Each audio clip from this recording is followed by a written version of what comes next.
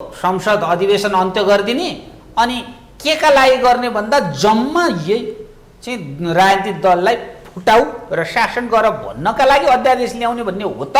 अनि आज राजनीतिक दल भोलि फुटाउनु पर्ने भन्ने के छ त्यस्तो? राजनीतिक दल नफुट्दाखेरि देश चाहिँ समस्या पर्छ कि राजनीतिक दल फुट्दा पर्छ? सरकारको अधिकार होइन संवैधानिक रूपमा यो त्रुटि छ। हेर्नुहोस्, राज्य सत्ता सञ्चालन गर्ने भनेको राजनीतिक दलले हो। 62-63 को आन्दोलन भनेको र 46 सालको आन्दोलन भनेको राजनीतिक दललाई शक्तिशाली बनाउनका लागि हो। राजनीतिक दलले राज्य सत्ता सञ्चालन गर्नका लागि हो। क्षेत्रीय पार्टीहरूलाई चाहिँ एकमुष्ट गरेर चाहिँ राष्ट्रिय राजनीतिक पार्टीहरूले चाहिँ राज्य सत्ता सञ्चालन गर्नका लागि हो। त्यसैले थ्रेसहोल्डको व्यवस्था गरियो। साना पार्टीहरू नरहन् भनेर तिनीहरूलाई चाहिँ पार्टी मर्ज हुने व्यवस्था गरियो कानुनमा। त्यसो भएकाले यो राजनीतिक दल सम्बन्धी ऐन नियमावली संविधानको मर्म र भावना विपरीत छ। व्यक्ति एउटा समूह एउटा गुटका लागि चाहिँ बदनियतपूर्वक कानुन बनाउँदै गइन्छ, संशोधन गर्दै गइन्छ, अध्यादेशका नाममा राज्य चलाउँदै गइन्छ र संसदले बनाएको कानुनलाई एकापट्टि टोकरीमा फ्याँकेर नियोजित रूपमा चाहिँ एउटा पक्षको एउटा चाहिँ बिम्ब साध्नका लागि एउटा वर्गलाई चाहिँ माइनस गर्नका लागि यसो गरिन्छ भने यसलाई विधिको शासन मान्न मिल्छ? परिस्थिति फेरि 20% मा जाएर ल्याउनु पर्यो होइन। व्यक्तिलाई गाह्रो पर्दै व्यक्तिका लागि कानुन ल्याउँदै जाने हाम्रो व्यवस्था हो त?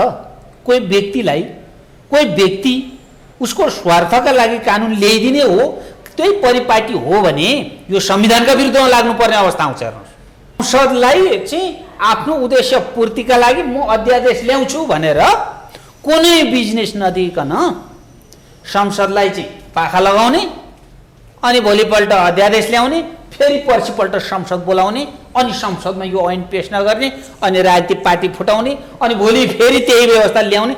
यसरी नाटक गर्नु हुँदैन। बाबुराम भट्टराई, उपेन्द्र चाहिँ अनि माधव नेपाल के बोल्दैछन् एकचोटि सोध्नुहोस् बोलाएर।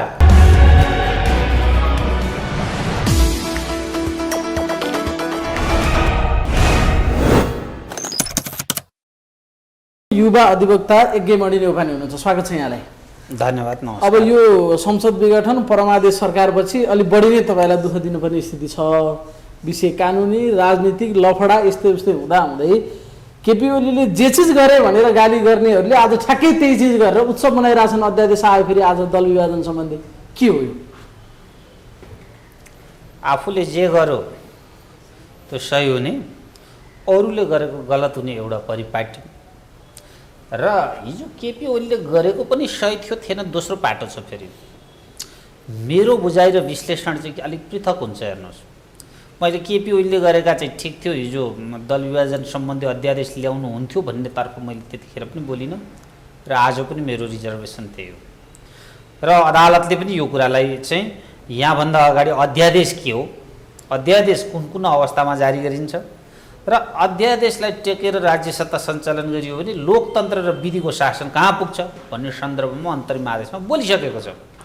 त्यसैले यो अहिले अध्यादेश 20%ले चाहिँ पार्टी फुटाउनु सक्ने भन्ने जुन व्यवस्था ल्याइयो यो लोकतन्त्रको विरुद्धमा छ, विधिको शासनको विरुद्धमा छ, जनादेशको विरुद्धमा छ र दलीय व्यवस्थाको विरुद्धमा छ। अब यो पहिलो कुरा त अध्यादेश के हो, कस्तो अवस्थामा अध्यादेश ल्याउन पाइन्छ भन्ने कुरालाई क्लियर गर्यो भने अनि अहिलेको सन्दर्भ र पहिला केपी ओलीले गरेको कुरा पनि बुझ्न सकिन्छ होला। के भन्छ अध्यादेश भने चाहिँ के हो? खास राज्य सत्ता जहिल्यै पनि कानुन विधि नियम र पद्धतिले सञ्चालन हुन्छ। यो विधि नियम पद्धतिको व्यवस्थापन गर्ने निर्माण गर्ने कार्य जहिल्यै पनि विधायिकाहरूको हुन्छ। यी भनेको संसदहरू हुन्। तर कहिले कहिले यस्तो परिस्थिति आउँछ देशमा तत्कालै कुनै कानुनको आवश्यकता भएन भने त्यसले राज्यलाई अपूरणीय क्षति हुन्छ र तत्समयमा चाहिँ कुनै संसदको अधिवेशन चलेको छैन भने त्यो समयमा चाहिँ अध्यादेश मार्फत भए पनि त्यसलाई कानुनको रूप धारण गरेर चाहिँ राज्य सत्ता सञ्चालन गर्नुपर्छ भन्ने बेलायती मान्यतामा आधारित पुरानो पद्धतिलाई अनुसरण गर्दै त्यो त्यतिखेरको व्यवस्थालाई अहिले अध्यादेश भनेर यसो गरौँ न। यो कानुनै नबुझ्नेहरूलाई पनि सहजीकरण गर्नको लागि अध्यादेश भने पनि कानुनै हो हुन चाहिँ नर्मल्ली चाहिँ संसदले कानुन बनाउँछ, त्यसलाई विधेयकका रूपमा त्यो कानुन बन्ने प्रक्रिया एउटा छँदैछ। संसद नभएको बेलामा कुनै चिज तत्कालै ल्याउन पर्यो भने मन्त्री परिषदले ल्याउन सक्ने भयो, त्यसलाई अध्यादेश भनिन्छ। आपतकालीन अवस्थामा राज्य सत्ता सञ्चालन गर्नका लागि कुनै चिज नगर्दा देशलाई अपूरणीय क्षति हुने रहेछ भने त्यो कुरा पनि केही गर्नुपर्छ, त्यही हो अध्यादेश। त्यस्तो अवस्थामा मात्र अध्यादेश ल्याउनु पर्छ। अब यहाँको सन्दर्भमा हेरौँ, हिजोसम्म आफैले साह्रै मेहनत गरेर दुःख गरेर सर्वोच्च अदालतमा मुद्दा हालेर ल्याएको संसद रनिङ थियो। लगभग 1.5 महिना यस्तै बस्यो होला, तर त्यो 1.5 महिना नि पुगेन होला। खालि शेरबहादुर देउवाले विश्वासको मत मात्र प्राप्त गरे, अरू खासै संसदले के गरेको पनि हाम्रो अरू त्यस्तो विशेष केही पनि भएन। दर्जनौँ विधेयकहरू त्यहाँ विचाराधीन छन्, अघिल्ला सरकारले ल्याएका अध्यादेश स्वयं पनि त्यहाँनिर छन्। हठात संसद अधिवेशन अन्त्य गरियो र त्यसको भोलिपल्टै फेरि अध्यादेश ल्यायो। अनि तपाईँले दिनुभएको परिभाषा र अहिले यहाँ भइरहेको काम मिल्यो कतै? बेइमानी नियतबाट कुनै पनि कार्य गरिन्छ भने त्यसको परिणाम पनि बेइमानी आउँछ। नेपालको राजनीतिक दलहरूलाई समाप्त गर्ने दिशामा यहाँभन्दा अगाडि सुरु भइसकेको थियो। यो कुरा मैले तपाईँको मिडिया मार्फत पनि भनेको थिएँ। राजनीतिक दलहरूको शक्ति क्षीण गर्दै जाँदाखेरि मात्रै देशका अरू आयामहरूसँग चाहिँ खेल्न सकिन्छ भन्ने मानसिकताका साथ यो अध्यादेश पनि एउटा उदाहरण हो। हिजो सम्मान सर्वोच्च अदालतसम्म पुग्दाखेरि दलको व्हिप लाग्दैन है, कुनै पनि राजनीतिक दलमा चाहिँ व्हिप बिना पनि चाहिँ देश सञ्चालन हुन सक्छ, व्हिप लाउनै पाइँदैन भन्ने किसिमले जुन व्याख्या गरेर आइयो नि, आज 20%, भोलि 10%, 2% अथवा एकजना भयो भने पनि राजनीतिक दल फुटाउन पाइन्छ भन्ने व्यवस्था गर्दै लगेपछि नेपालका राजनीतिक दलहरू चिरा हुँदै जान्छन्। राज्य शक्ति क्षीण हुन्छ, राजनीतिक दलले राज्य सत्ता सञ्चालन गर्न नसक्ने अवस्थामा पुग्छ र देश एउटा चाहिँ डरलाग्दो अवस्थामा जान्छ भन्ने एउटा ग्रान्ड डिजाइन छ। त्यही ग्रान्ड डिजाइनमा यी अहिलेको सत्ता पक्ष पस्यो र यो अध्यादेश ग्रान्ड डिजाइन हो। ग्रान्ड डिजाइनमै आयो त्यसमा यो अध्यादेश केका लागि ल्याउनु पर्छ ग्रान्ड डिजाइन हो यो। मैले भने र अन्तर्राष्ट्रिय रूपमा र हाम्रो सम्मान सर्वोच्च अदालतले भनेको के हो भन्दा अध्यादेश भनेको इमिडिएट केही नगरिकन नआउने रहेछ भने ल्याउने चिज हो। तिमीले देशलाई दूरगामी असर हुने चिजका लागि संसदले कानुन ल्याउँछ, तिमी कानुन ल्याउने कानुन बनाउने निकाय होइन, त्यसैले अपवादको चिजलाई प्रयोग नगर, संसद डिजल्भ नगर भन्ने हो। उहाँहरूको त एउटै मात्र रेडिमेड जवाब के छ भने तिमीहरू किन बढी जान्ने हुनु पर्यो, हामीले ल्याएको अध्यादेश संविधान सम्मत छ कि छैन त्यो कुरा मात्र गर न, संसद नभएको बेलामा अध्यादेश भन्ने मात्र छ क्या उहाँहरूको प्रश्न चाहिँ। तपाईँलाई म बताउँ त, हिजोसम्म संसद चलिरहेको थियो, संसदमा ल्याएर कानुन ल्याउनु नि, संसद फेस गर्न नसकेर संसदलाई रातारात डिजल्भ गर्ने, रातारात संसद चाहिँ अधिवेशन अन्त्य गर्ने। हिजो त दिउँसै गरेछ, बिहानै मन्त्री परिषदको बैठक बसेर गरेछ। हिजो संसद अधिवेशन अन्त्य गरिदिने अनि केका लागि गर्ने भन्दा जम्मा यही चाहिँ राजनीतिक दललाई फुटाउ र शासन गर भन्नका लागि अध्यादेश ल्याउने भन्ने हो त। यो राम्रो होला नराम्रो होला, तर सरकारले त पायो नि। कसरी पायो? संसद अधिवेशन अन्त्य गर्न पनि सरकारको अधिकार हो। हिजो र अध्यादेश ल्याउने पनि सरकारको हिजो केपी ओलीले ल्याउँदाखेरि अध्यादेश भनेको राज्यको अति आवश्यक अवस्थामा मात्रै ल्याउने चिज हो, नत्र संसदले कानुन बनाउँछ भनेर नागरिकता विधेयकमा चाहिँ अदालतले अन्तरिम गरे होइन। अनि आज राजनीतिक दल भोलि फुटाउनु पर्ने भन्ने के छ त्यस्तो? राजनीतिक दल नफुट्दाखेरि देश चाहिँ समस्या पर्छ कि राजनीतिक दल फुट्दा पर्छ भन्दा त राजनीतिक दल फुट्दा, दलविहीन राज्य हुँदा, दलको शक्ति क्षीण हुँदाखेरि पो राज्य सङ्कटमा पर्छ त। राजनीतिक दलले राज्य सत्ता सञ्चालन गर्ने अवस्थामा दल रातारात नफुटाइ नहुने भयो भन्ने र दल फुटाउन संसदले दिँदैन है, संसदले कानुन बनाउँदैन है दल फुटाउने भन्ने बुझेर अनि संसद बन्द गरेर तपाईँको चाहिँ अर्को बाटोबाट अबाटो कुबाटोबाट चाहिँ ल्याइन्छ भने त्यो संवैधानिक हुन्छ, त्यो विधिको शासन हुन्छ, त्यो लोकतन्त्र हुन्छ भन्दा त हुँदैन। अनि सही गलत आफ्नो ठाउँमा होला, तर असंवैधानिक पनि हो। त्यसो भए यो ल्याएको विषय भने सरकारको अधिकार होइन भने संवैधानिक रूपमा यो त्रुटि छ। हेर्नुहोस्, राज्य सत्ता सञ्चालन गर्ने भनेको राजनीतिक दलले हो। 62-63 को आन्दोलन भनेको र 46 सालको आन्दोलन भनेको राजनीतिक दललाई शक्तिशाली बनाउनका लागि हो, राजनीतिक दलले राज्य सत्ता सञ्चालन गर्नका लागि हो। क्षेत्रीय पार्टीहरूलाई चाहिँ एकमुष्ट गरेर चाहिँ राष्ट्रिय राजनीतिक पार्टीहरूले चाहिँ राज्य सत्ता सञ्चालन गर्नका लागि हो। त्यसैले थ्रेसहोल्डको व्यवस्था गरियो, साना पार्टीहरू नरहन् भनेर तिनीहरूलाई चाहिँ पार्टी मर्ज हुने व्यवस्था गरियो कानुनमा। त्यसो भएकाले यो राजनीतिक दल सम्बन्धी ऐन नियमावली संविधानको मर्म र भावना विपरीत छ। तर हामीले व्यवहारिक रूपमा हेर्दा त माधव कुमार नेपालहरू कब्जियत लाएर बसिरहेको अवस्था थियो नि त पार्टी फुट्न नसकेर। उहाँहरूको लागि त उहाँहरूको त्यो कब्जियत त खोलिदिने काम गर्यो नि त आजको अध्यादेशले। उहाँहरूको डर भएन। व्यक्तिका लागि एउटा व्यक्ति एउटा समूह एउटा गुटका लागि चाहिँ बदनियतपूर्वक कानुन बनाउँदै गइन्छ, संशोधन गर्दै गइन्छ, अध्यादेशका नाममा राज्य चलाउँदै गइन्छ र संसदले बनाएको कानुनलाई एकापट्टि टोकरीमा फ्याँकेर नियोजित रूपमा चाहिँ एउटा पक्षको एउटा चाहिँ बिम्ब साध्नका लागि एउटा वर्गलाई चाहिँ माइनस गर्नका लागि यसो गरिन्छ भने यसलाई विधिको शासन मान्न मिल्छ? लोकतन्त्रको परिभाषा यही हो। गणतन्त्र भनेको यही हो। गणतन्त्र भनेको त देशको राज्य सत्ता सञ्चालन गर्न त अब राजा रजौटा होइन, राजनीतिक दलले गर्ने भने हो नि। अब राजनीतिक दल छिया छिया टुक्रा टुक्रा गराउन मिल्छ भनेर गरियो भने अब राजनीतिक दल रहन सक्छ? यो त राजनैतिक दलहरूकै आवश्यकतालाई सहयोग पुग्ने गरी ल्याइदियो नि सरकारले। माग उहाँहरूले गर्नुभएको थियो, त्यो माग बमोजिम सरकारले त सहजीकरण पो गर्दा व्यवहारिक रूपमा हेर्दाखेरि कुनै राजनीतिक दलले दलको 20%ले अथवा संसदको 20%ले देशै टुक्र्याउन पाउँछ भन्ने प्रस्ताव ल्याउने भए त्यसले कम्फर्टेबल हुने हो नि त्यही अध्यादेश ल्याइदिने हो त। कसैलाई कम्फर्टेबल हुन्छ भन्दैमा देशको शासकीय स्वरूप नै बिथोलिने गरिकन कानुन ल्याउन मिल्छ, अध्यादेश ल्याउन मिल्छ? संसदले बनाएको 40 वा 40 भन्ने हो नि त, संसदबाटै ल्याउनु नि। प्रतिनिधि सभा विघटन गरेको बेठिक छ केपी ओलीले, किनभने सम्पूर्ण राज्य सत्ता सञ्चालन गर्ने भनेको अध्यादेशले होइन, जनादेशले हो, संसदले हो। संसदले कानुन बनाउँछ भनेर 3 चोटिसम्म चाहिँ केपी ओलीले लगेको चाहिँ यो अध्यादेश राजनीतिक दल सम्बन्धी अध्यादेश फिर्ता ल्याएको होइन? त्यही एमाले होइन, त्यही माधव नेपाल होइन, तपाईँ भीम रावती नै होइनन्? यिनीहरूले केपी ओलीलाई के भनेका थिए भने यो राजनीतिक दल फुटाउनका लागि ल्याइएको अध्यादेश लोकतन्त्रको विरुद्ध छ, नेपालको कम्युनिस्ट आन्दोलनका विरुद्ध छ, कम्युनिस्ट एकीकरणका विरुद्ध छ र कम्युनिस्टहरू एकजुट हुने सिद्धान्तका विरुद्ध छ। त्यसैले फिर्ता गर्नु भनेर फिर्ता भएको हो कि होइन? हो। तर अहिले परिस्थिति परेर फेरि 20% मा जाएर ल्याउनु पर्यो के? कम्युनिस्ट आन्दोलन विसर्जनको बाटोमा जाइदिनु पर्यो? अब कम्युनिस्टका मात्र कुरा भएन, सम्पूर्ण राजनीतिक दल सम्बन्धी कुरा गरे। अब अहिले त माधव नेपालकै चाहना अनुसार आयो नि यो अध्यादेश त। माधव नेपाललाई मैले कुरा गरेँ एजेओल यो जसले ल्याइयो नि शेरबहादुर देउवाले आज अध्यादेश ल्याउँदै गर्दा आफ्नो पार्टीभित्र पनि कति किचलो छ यो बुझ्नुपर्छ। आफूले खनेको खाडला आफैमा परिन्छ भन्ने नेपाली उखान त्यो चरितार्थ हुन्छ।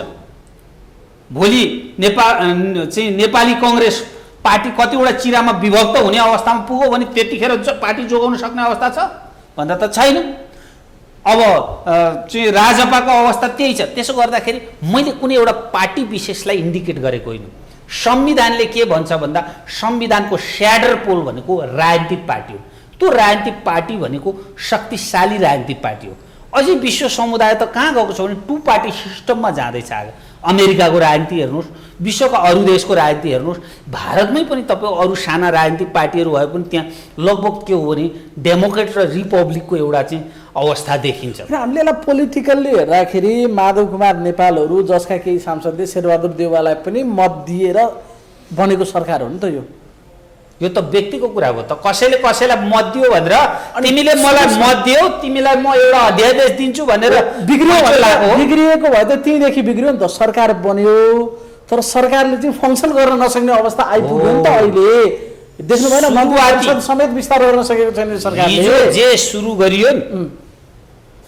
सुरु गरियो नि आज त्यसकै परिणाम हो। गलत भएको थियो भने त्यो भएको थियो होला। यो त बाई प्रोडक्ट हो नि, त्यसकै बाई प्रोडक्ट होइन। यो बाई प्रोडक्ट हुँदै हुँदै आज यो अवस्थामा आयो। हिजो एउटै राजनीतिक दलका केही व्यक्ति सत्तापक्ष केही प्रतिपक्ष हुन पनि पाउने हो यो संविधान भनेर उलट पुलट व्याख्या गरियो र हाम्रो हाउस चल्यो। त्यो जबरजस्त चल्या जस्तो नाटक गरियो। आजसम्म सरकार चाहिँ पूर्ण रूपमा स्थापित हुन सकेको छैन, मन्त्री पाउन सकेको छैन, मन्त्री परिषदको गठन हुन सकेको छैन। आज के गर्यो अब 20% चाहिँ संसदमा भए पनि हुन्छ, पार्टीमा भए पनि हुन्छ, पार्टी फुटाउन पाउँछ। अब कसैका लागि सहजता होला त्यो पार्टी फुटाउन गर्यो, भोलि अरूका लागि 10% होला। अनि यसो गर्दै गयो भने हाम्रो संविधानले यसरी स्वेच्छाचारी पूर्वक स्वेच्छाका आधारमा चाहिँ राज्य सत्ता सञ्चालकहरूले चाहिँ अध्यादेशका नाममा यो संविधान छेद विच्छेद हुने गरी, संसदले बनाएका कानुनहरू छेद विच्छेद हुने गरी, राजनीतिक दल सम्बन्धी अन्तर्राष्ट्रिय मूल्य मान्यताहरू समाप्त हुने गरी कानुन बनाउन या अध्यादेश ल्याउन पाइँदैन के।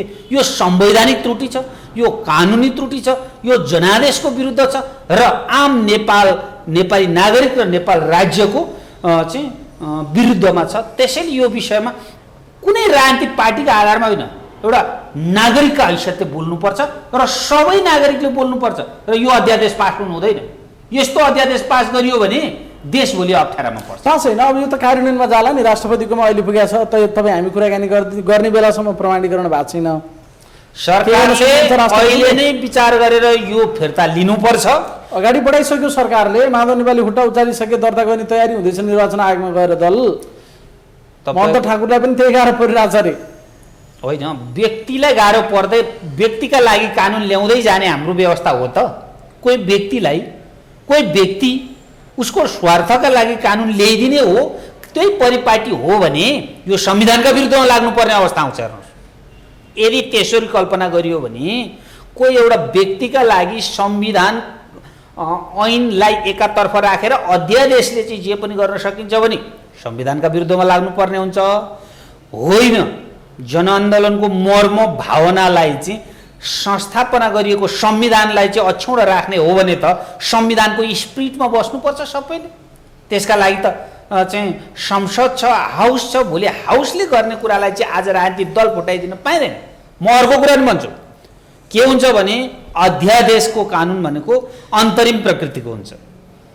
किन राजनीतिक दल सम्बन्धी व्यवस्थामा चाहिँ अध्यादेश ल्याउन पाइँदैन भन्ने कुराको अर्को उदाहरण छ। यो 6 महिनाभित्र संसदमा चाहिँ पेश गरेर अनुमोदन गर्नुपर्छ। संसदले फेल गर्यो भने त्यो फेल हुन्छ। मानौँ आज यसलाई चाहिँ अध्यादेश पास गर्ने अनि कुनै राजनीतिक दलहरू चाहिँ यहाँ फुट्ने अनि तिनीहरूको वैधानिकता हुने अनि 6 महिनामा त्यो हाउसले चाहिँ त्यसलाई चाहिँ एक्सेप्ट गरेन भने के हुन्छ भन्दा गैर कानुनी बाटोबाट त्यसले चाहिँ कानुनी मान्यता प्राप्त गर्छ।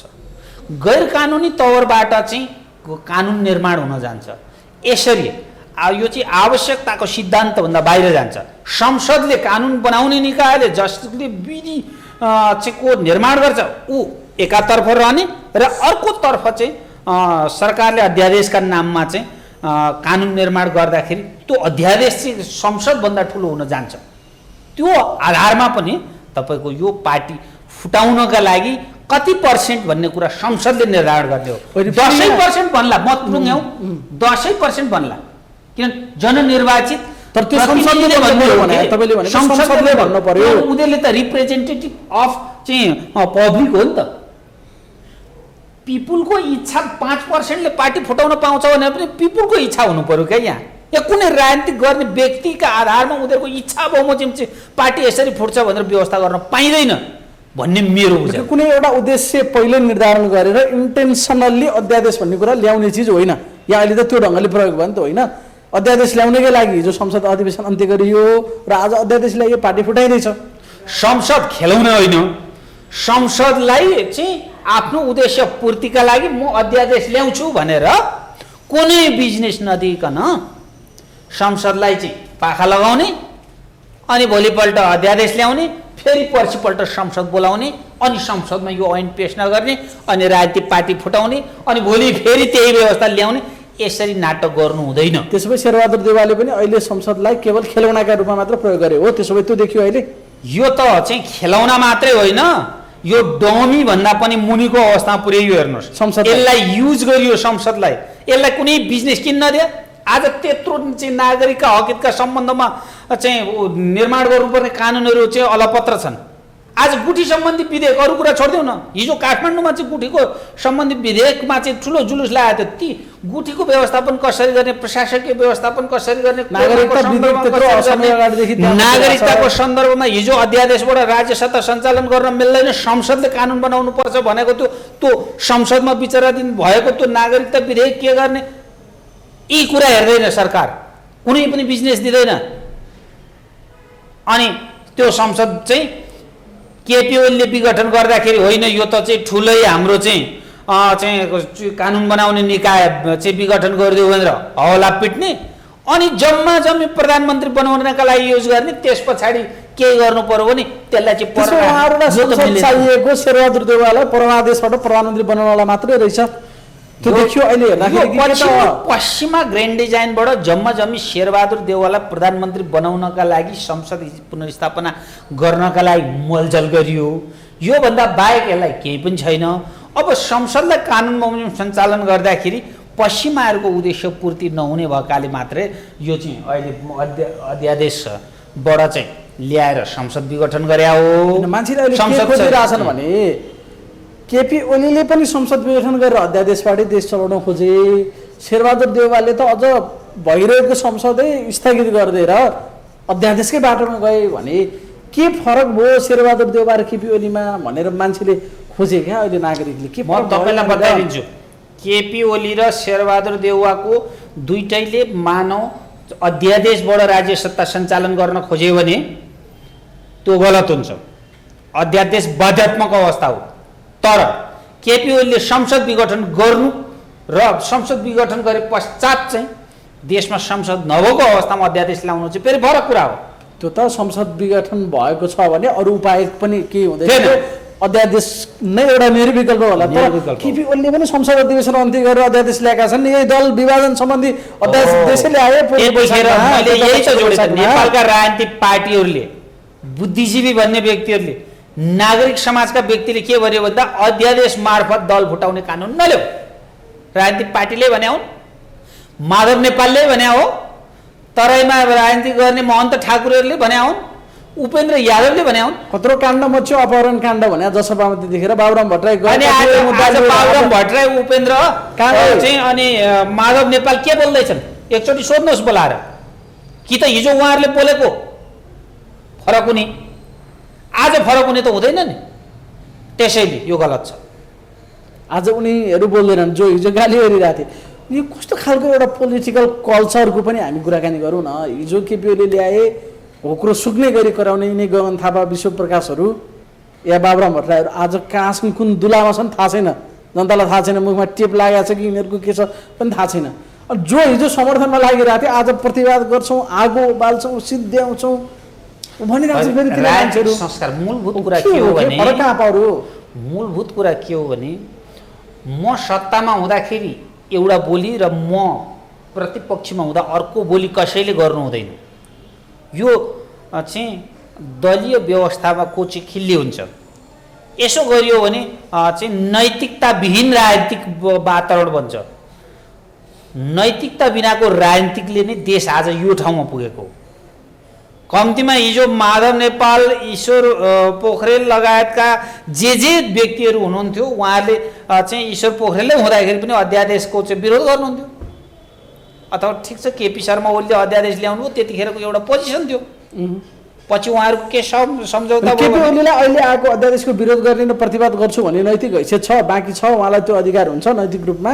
किन छैन? कसरी हुन्छ उहाँलाई? हिजो आफूले गर्दा ठिक, आज अर्काले गर्दा बेठिक भन्न मिल्छ? केपी ओलीले हिजो भन्न मिल्ला, अरू स्वतन्त्र मान्छेले भन्न मिल्ला, तर केपी ओलीलाई भन्न ठाउने एउटा चाहिँ म भन्छु, केपी ओलीले यो अध्यादेश 30% ल्याउँदाखेरि बैठक बस्यो, नेकपा एमालेको स्थायी कमिटी पनि बस्यो, पोलिट ब्युरो पनि बस्यो, त्यहाँ छलफल भयो। अध्यादेश मार्फत दल फुटाउने व्यवस्था ल्याउन ठिक कि बेठिक भन्ने सन्दर्भमा मन्थन भयो। बेठिक भन्ने निष्कर्षमा पुगे, फिर्ता भयो त पार्टीकै बैठकबाट फिर्ता भयो। त्यतिखेर पार्टीको बैठकले निर्णय गरिसके पछाडि त्यो निर्णय कार्यान्वयन गर्ने क्रममा फिर्ता गर्यो। निर्णय भइसक्यो। आजसम्म नेकपा एमाले फुट्या छैन। अनि त्यही स्थायी कमिटीमा बोल्ने सदस्यहरू जीवितै हुनुहुन्छ। अनि आज किन पार्टी फुट्नका लागि अध्यादेश ल्याउन पाइन्छ भन्न पाइन्छ? हिजो एउटाले ल्याउँदाखेरि चाहिँ नपाइने, आज अर्काले ल्याउँदा पाइने हुन्छ? त्यो संवैधानिक हुन्छ? त्यसो भए हिजो पनि नेकपा एमालेका नेताहरूले आफ्नो सरकारले ल्याउँदाखेरि पनि त्यसलाई विरोधी गरेका थिए, जसको कारणले गर्दा फिर्ता भयो। त्यसकारणले अहिले विरोध गर्ने नैतिक अधिकार राख्छन् हो, तपाईले अहिले पनि राख्छन् र राख्नुपर्छ। यहाँ कुनै राजनीतिक पार्टी आफ्नो पार्टी र अर्को पार्टी भन्ने होइन। तर नेपाली कांग्रेस हिजो सबैभन्दा धेरै गाली गर्ने, विरोध गर्ने, विज्ञप्ति नै जारी गर्ने नेपाली कांग्रेस कहाँ छ त? आज कोही पनि बोला छैन नि त यति बेला। यदि चाहिँ राज्य सत्ता सञ्चालन गर्नका लागि नैतिक रूपमा राजनेताको भोलि हैसियत राख्छु र एउटा चाहिँ राष्ट्रिय राजनीतिक पार्टीको भूमिकामा एउटा नेताको भूमिकामा बस्छु भन्ने हो भने आज नेपाली कांग्रेसका सांसदहरूले पनि, नेपाली कांग्रेसका नेताले पनि यो विषय बोल्नुपर्छ र यो अध्यादेश गलत छ भन्नुपर्छ, यो अध्यादेश फिर्ता हुनुपर्छ। यसको सन्दर्भमा सदन त अहिले यिनीहरूले चाहिँ स्थगित गरेका छ, तर पनि राज्यको सांसदहरू जिउँदा छन् नि, बोल्नुपर्छ, राष्ट्रिय सभामा पनि यो आवाज उठ्नुपर्छ र यो कुराको न्यायिक पुनरावलोकन पनि हुनुपर्छ र यो फिर्ता हुनुपर्छ। हैन, जसले एकदम संविधान बचाउने भन्ने कुरा गर्थे नि, ती मान्छेहरूले भने संविधानको रक्षा गर्नका लागि भनेर अदालतमा मुद्दा हालेर गए, दुईचोटि संसद पुनर्स्थापना भयो। उनीहरूको ध्येय भनेकै संसद पुरा कार्यकालको चल्न पर्यो, संसदले कानुन बनाउनु पर्यो, यत्रा विधेयकहरू अलपत्र छन्, अहिले संसद विघटन गरेर कहाँ चुनावमा जाने लगायतका यस्ता यस्ता कुरा थिए। अहिले ती मान्छेहरूको आँखामा रोतुन्डो लाग्यो कि के लाग्यो भनेर जनताले प्रश्न गरेका छन् क्या। आम नागरिकले अब त यो बुझ्नु पर्यो नि, यिनीहरूले बोलेको केपी ओलीको सरकारको विकल्पमा हामी आउनुपर्छ भन्नेदेखि बाहेक त के होइन रहेछ नि। अहिले स्पष्ट भयो त्यो कुरा। नभएको भए हिजो संसद किन चाहिन्छ भन्दाखेरि त धेरै फुलबुट्टा भरिया थियो नि, कति चिजहरू थिए होइन त्यहाँनिर। संसद नहुँदाखेरि त 50औं चिज हुन सक्दैन, संसद भयो भने सबै चिज हुन्छ भनिया थियो नि। अनि संसद पुनर्स्थापना भएपछि केपी ओलीका ठाउँमा शेरबहादुर देउवा नियुक्ति हुनेदेखि बाहेक संसदले एउटा पनि चाहिँ बिल पास गरेका छैन, एउटा पनि विधेयक पास गरेका छैन।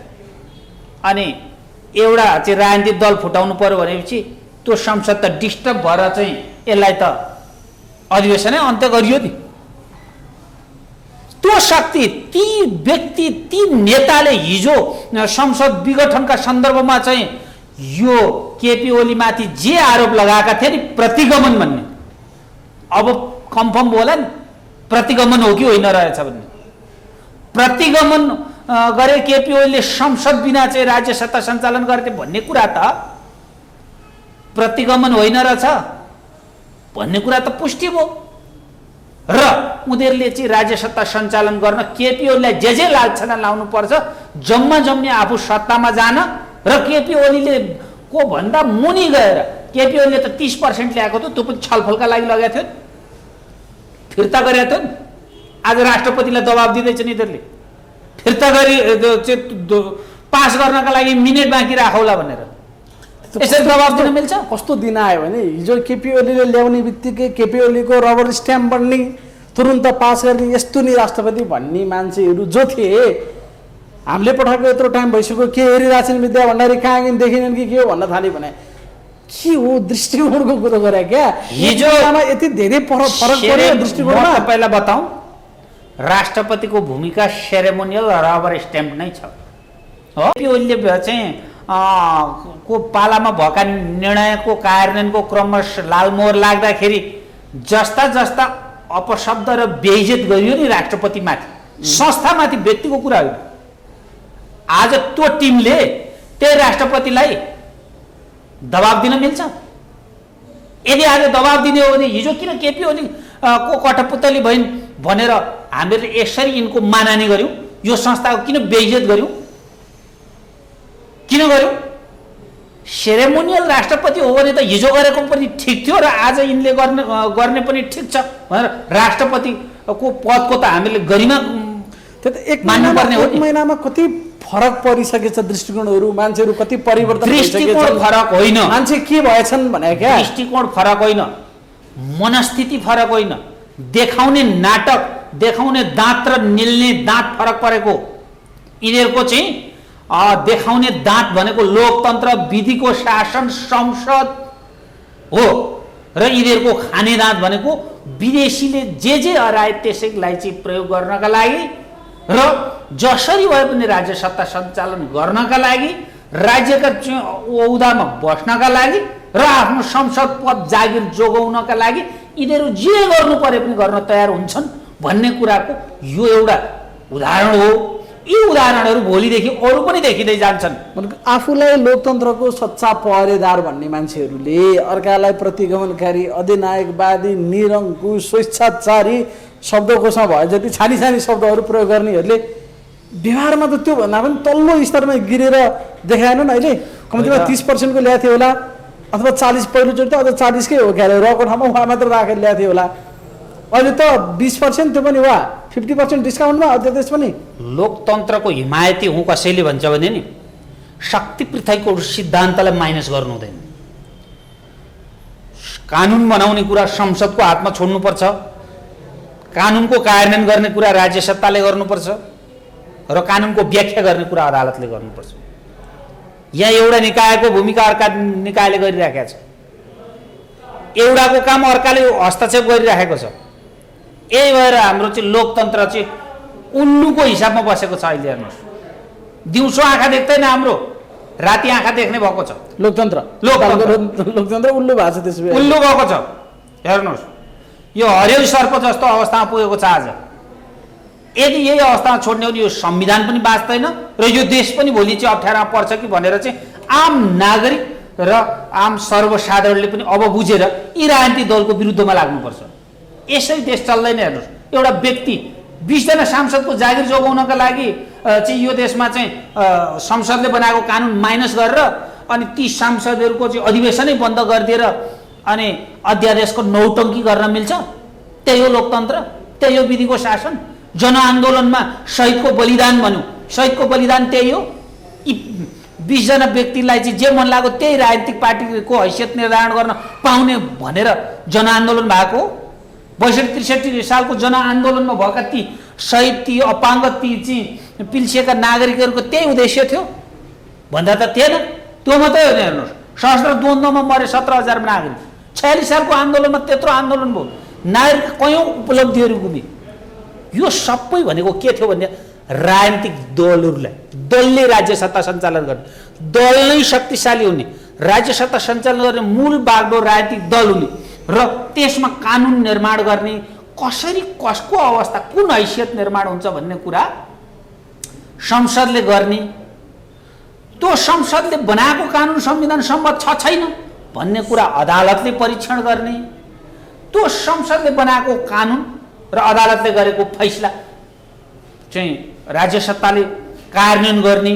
यही शक्ति पृथकको सिद्धान्त र चेक एन्ड ब्यालेन्सको थ्योरीमा यो व्यवस्था नै दललाई बलियो बनाउने, दलका मार्फतबाट राज्य सत्ता सञ्चालन गर्ने भन्ने पृष्ठभूमि आन्दोलन, जनआन्दोलन, जनयुद्ध तपाईँले जे जस्ता कुराहरू गर्नुभयो त्यसका आधारमा बनेको संविधान हो।